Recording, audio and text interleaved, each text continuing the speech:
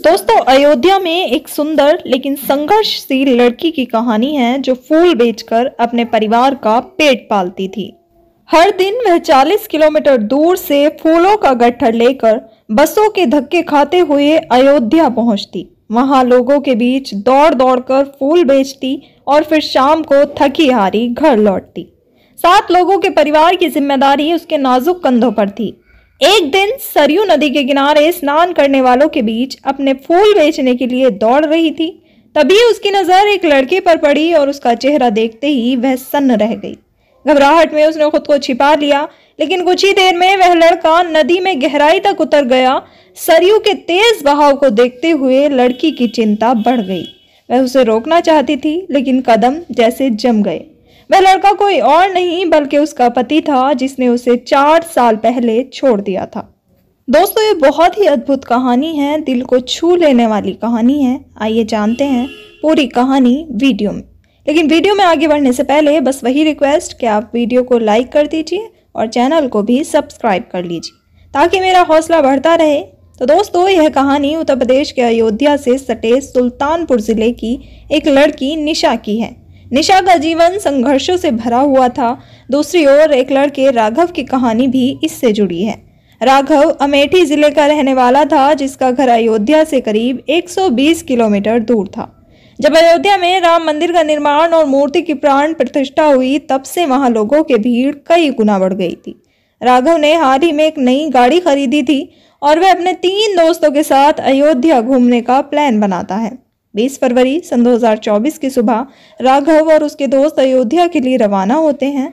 उनका इरादा था कि पहले सरयू नदी में स्नान करेंगे और फिर अयोध्या के प्रमुख स्थलों का दर्शन करेंगे। साथ ही अपनी नई गाड़ी के लिए एक छोटी सी पार्टी भी करेंगे। जब वे अयोध्या पहुंचते हैं तो गाड़ी को पार्किंग में लगा देते हैं। प्लान के मुताबिक राघव और उसके दोस्त सबसे पहले सरयू नदी में स्नान करने के लिए घाट पर पहुंचते हैं। वहां पहले से सैकड़ों लोगों की भीड़ थी। जैसे ही यह लोग घाट पर कदम रखते हैं, उनके पीछे कई लोग लग जाते हैं। कोई पैसे मांगने वाला, कोई पूजा कराने के लिए पंडित और फूल बेचने वाले भी। निशा, जो उसी घाट पर रोज फूल बेचती थी, उन्हें देखकर उनके पास पहुंचती है। वह विनती भरे स्वर में कहती है, साहब फूल ले लो भैया, सरयू नदी में समर्पित कर दीजिए। आप सुखी रहेंगे, आपके बच्चे सुखी रहेंगे, आपके माता पिता सुखी रहेंगे। सरयू माता आपको आशीर्वाद देगी। निशा जब राघव के एक दोस्त के पीछे पड़ जाती है तो वह दोस्त रुककर उससे पूछता है, कितने का फूल दे रही हो? निशा ने कागज की प्लेट में थोड़ा सा फूल रखा हुआ था और बोली, साहब यह 10 रुपए का है। दोस्त ने कहा, ठीक है, मुझे 4 प्लेट दे दो। निशा फूल निकालने लगी, तभी वह दोस्त पूछता है, फूल पत्ती सरयू जी में डालना अलाउ है क्या? निशा जानती थी कि ऐसा करना नियम के खिलाफ है, लेकिन अपनी रोजी रोटी चलाने के लिए उसने झिझकते हुए कहा, हाँ भैया अलाउ है। दोस्त ने बाकी दोस्तों को आवाज दी, अरे यार फूल तो ले लो। यह सुनकर राघव और उसके बाकी दोस्त भी मुड़कर देखने लगे। जैसे ही निशा की नजर राघव पर पड़ी, वह सन्न रह गई। उसका चेहरा देखकर निशा के पैरों तले जमीन खिसक गई। निशा को तुरंत एहसास हुआ कि राघव वही है जिसने उसे 4 साल पहले छोड़ दिया था। वह घबराकर वहां से छिपने की कोशिश करने लगी। दूसरी तरफ राघव भी निशा को पहचान कर हैरान रह गया। राघव नदी के किनारे से करीब 20 कदम की दूरी पर पहुंच चुका था। जैसे ही उसने निशा का चेहरा देखा, वह तुरंत वापस मुड़ता है और उसे ढूंढने की कोशिश करता है। लेकिन तब तक निशा, जो फूल देकर वहां से गायब हो चुकी थी, कहीं नजर नहीं आती। राघव का दोस्त, जिसने फूल खरीदे थे, जेब से 10 रुपए निकालता है और पैसे देने के लिए इधर उधर देखने लगता है, लेकिन निशा को वहां न पाकर हैरानी से कहता है, अरे यार ये फूल देने वाली कहाँ चली गई? पैसे लेना तो भूल गई। राघव के मन में ख्याल आता है, क्या ये सच में निशा थी या फिर मेरी आंखों का धोखा? लेकिन उसे यकीन था कि वह वही थी। बेचैनी में वह चारों तरफ निशा को ढूंढने लगता है। उसने अपने दोस्तों से कहा, अरे उसे ढूंढो, उसे पैसे देने हैं। उसका एक दोस्त मुस्कुराते हुए कहता है, यार यहीं खड़े रहो, 5 दिन बाद उसे पैसे याद आएंगे। 5 मिनट बाद उसे पैसे याद आएंगे तो खुद ही वापस आ जाएगी। 5 मिनट तक इंतजार करने के बाद भी निशा नहीं लौटी। राघव की बेचैनी बढ़ती जा रही थी। वह बेसब्री से भीड़ में उसे खोजता रहा, लेकिन सैकड़ों लोगों की भीड़ में, खासकर जब कोई आपसे छिपना चाहे, उसे ढूंढ पाना नामुमकिन था। निशा वहां से जा चुकी थी। राघव का एक दोस्त कहते हैं, अरे चल ना यार, रेत 80 की तो बात है, उसे याद आएगा तो आ ही जाएगी। चलो स्नान करते हैं। इसके बाद चारों दोस्त अपने कपड़े निकाल कर एक तख्त पर रखते हैं और सरयू नदी में स्नान करने के लिए उतर जाते हैं। घाट पर बहुत सारे लोग पहले से स्नान कर रहे थे, लेकिन राघव और उसके दोस्तों में अलग ही जोश था। वे धीरे धीरे गहराई की ओर बढ़ने लगे, क्योंकि किनारे का पानी लोगों की हलचल से मटमैला हो गया था। साफ पानी की तलाश में वे आगे बढ़ते जा रहे थे, लेकिन नदी का बहाव तेज था। निशा, जो अब तक दूर से उन्हें देख रही थी, धीरे धीरे उनके और करीब आ जाती है। छिपकर वह राघव को निहारने लगती है। 4 साल बाद उसे देखना निशा के लिए एक भावुक पल था। जब उसने देखा कि राघव छाती भर पानी में पहुंच गया है, तो उसके दिल में चिंता होने लगी। जैसा अक्सर अपनों के लिए होता है, वैसे ही निशा का दिल भी घबराने लगा। तभी निशा ने घाट पर खड़े एक लड़के से कहा, इधर आ बाबू, उन लोगों से बोल के गहराई में मत जाए, पानी का बहाव तेज है, किनारे पर ही नहाए। लड़के ने तुरंत निशा की बात मानते हुए जोर से आवाज लगाई, भाइयों, गहराई में मत जाओ, नदी का बहाव तेज है, किनारे पर ही नहा लो। निशा की चेतावनी पर कुछ लोग तो किनारे लौट आते हैं, लेकिन राघव वहीं खड़ा रहता है। उसकी मस्ती और जिद उसे और गहराई में खींच रही थी। निशा की बेचैनी अब बढ़ने लगी। वह राघव की सुरक्षा को लेकर डर महसूस कर रही थी।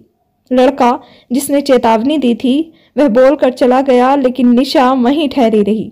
उसकी चिंता इतनी बढ़ गई कि वह खुद घुटने तक पानी में उतर गई और जोर से राघव को आवाज लगाई, आपको मना किया जा रहा है तो आप इतने गहरे क्यों जा रहे हो? पानी का बहाव तेज है। राघव ने आवाज सुनकर पीछे मुड़कर देखा। उसकी नजरें निशा के चेहरे पर टिक गई। निशा एक साधारण साड़ी पहने पानी में खड़ी होकर उसे रोकने की कोशिश कर रही थी। उस पल में राघव की आंखें भर आई। उसने निशा को 4 साल बाद देखा था। वह अवाक था। उसकी आंखें अतीत की सारी यादें बटोरने लगी। निशा को वहां देखकर उसकी सारी मस्ती खत्म हो गई। वह उसे देखता रह गया और निशा भी भावनाओं से भरी हुई थी। उसकी आंखों से भी आंसू बहने लगे। राघव के गले में भारीपन आ गया। निशा की आवाज, उसकी चिंता और उसकी आंखों में भरे आंसू, सब कुछ जैसे वक्त को ठहरा देने वाले थे। निशा ने एक बार फिर कहा, आप और इधर आ जाइए, इतनी गहराई में क्यों जा रहे हैं? राघव अब और नहीं रुक पाया। उसकी आंखों से आंसू बह निकले। उसने खुद को निशा की इस चिंता के आगे कमजोर महसूस किया। उसके दोस्त भी यह देखकर घबरा गए। वह तुरंत उसके पास आए और उसे संभालने लगे। एक दोस्त ने पूछा, तू ठीक है? क्यों रो रहा है? यह फूल वाली कौन है? इसे तू जानता है? राघव ने रुआंसे स्वर में जवाब दिया, यार यही तो मेरी पत्नी है, जिससे मैं 4 सालों से अलग रह रहा हूँ। आज इतने सालों बाद मैं इसे देख रहा हूँ। यह सुनकर उसके दोस्तों की आंखें चौड़ी हो गई। एक ने हैरान होकर कहा, क्या यह भाभी जी है? हम तो समझ रहे थे यह अपने पैसे मांगने आई है। राघव ने सिर झुका लिया और फूट फूट कर रोने लगा। उसके दोस्तों की नजरें अब निशा पर टिक गई, जो घुटने भर पानी में एक साधारण साड़ी पहने अपनी आंसुओं से भरी आंखों से राघव को देख रही थी। राघव का दोस्त उसे संभालते हुए कहता है, भाभी जी मत रोइए, देखिए यहाँ कितने लोग हैं, कोई देखेगा तो क्या कहेगा। सैकड़ों लोगों की भीड़ के बीच उनकी यह कहानी जैसे सबकी नजरों से ओझल थी, लेकिन उनके दिलों में उठ रहे तूफान को छुपा नहीं सकती थी। राघव का दोस्त उसे किनारे पर आने का इशारा करते हुए कहता है, चल यार किनारे आ जा, बाद में नहा लेना। दोस्तों की बात मानते हुए राघव धीरे धीरे किनारे आ गया। जैसे ही वह किनारे पहुंचा, निशा ने तुरंत उसका हाथ पकड़ लिया और फफक फफक कर रोने लगी। उसे रोता देख राघव भी खुद को रोक नहीं सका। दोनों के आंसू मिलकर जैसे बीते 4 सालों का सारा गम बहा रहे थे। राघव के दोस्तों ने दोनों को समझाया और शांत करने की कोशिश की। एक दोस्त ने मजाकिया लहजे में कहा, भाभी जी अब आप भी स्नान कर लीजिए, सब ठीक हो जाएगा। लेकिन निशा ने धीरे से मना कर दिया। उसने कहा, मैं तो सुबह ही स्नान कर लेती हूँ, नहाने के बाद ही फूल बेचने आती हूँ, मेरे कपड़े गीले हैं, अब नहीं नहा सकती। निशा का जवाब सुनकर सब थोड़े असहज हुए, लेकिन उन्होंने और कुछ नहीं कहा।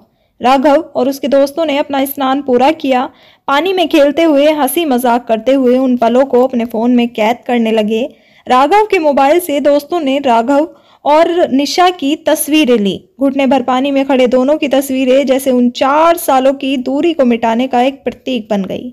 स्नान के बाद सभी लोग किनारे पर आकर कपड़े बदलने लगे। उसी समय एक 12-13 साल का लड़का वहां आया और निशा से कहने लगा, दीदी दीदी फूल खत्म हो गए हैं। यह सुनकर निशा ने सिर उठाया। उसने लड़के को कुछ फूल और कागज की प्लेटें दी और कहा, जा जल्दी से और फूल बना ले। अब निशा धीरे धीरे अपनी कहानी उन सबको सुनाने लगती है और जैसे जैसे वह बोल रही थी सभी के चेहरे पर गहरी चिंता और दुख की लकीरें दिखने लगी। उसने कहा, फरवरी सन 2019 में हमारी शादी हुई थी, लेकिन शादी के दिन ही क्या हुआ पता नहीं, दोनों परिवारों के बीच बारातियों और मेहमानों में झगड़ा हो गया था। निशा ने अपनी कहानी को आगे बढ़ाते हुए कहा, मारपीट इतनी भयंकर हो गई थी कि डीजे पर डांस को लेकर शुरू हुआ मामूली झगड़ा धीरे धीरे विकराल रूप ले लिया। दोनों पक्षों को चोटें आई, मेरे घर वालों को, गांव वालों को और राघव के परिवार को भी। बारातियों तक को चोटें लगी। स्थिति इतनी बिगड़ गई थी कि बारात बिना शादी के लौटने वाली थी, लेकिन कुछ समझदार लोग बीच में आए और किसी तरह शादी हुई। वह थोड़ी चुप हो जाती है और फिर धीरे से आगे कहती है, शादी के बाद जब मैं ससुराल आई तो मुझे वह मान सम्मान नहीं मिला जिसकी मैं हकदार थी। शादी के अगले दिन से ही मेरी सास, देवरानी और ननंद ने मुझे ताने देना शुरू कर दिए। हर छोटी छोटी बात पर आरोप लगने लगे, मेरे घर वालों पर भी इल्जाम लगने लगे।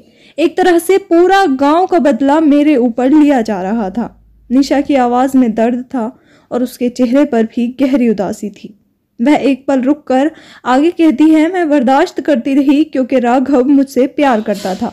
वह मेरी परेशानियों को समझता था, लेकिन फिर भी मुझे घर में अपमान सहना पड़ा।